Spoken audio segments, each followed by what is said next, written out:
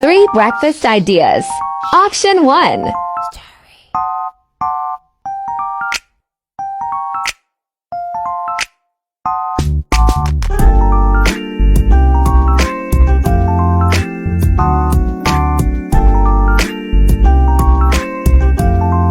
Option 2.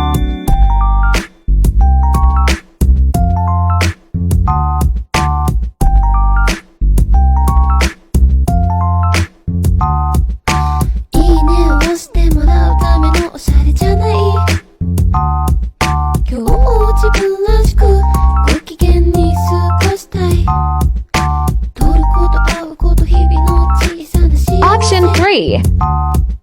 一つ二つ選ぶように身にまとった SNS のおかげで幸せの種を得る SNS のせいで言葉のトゲに触れる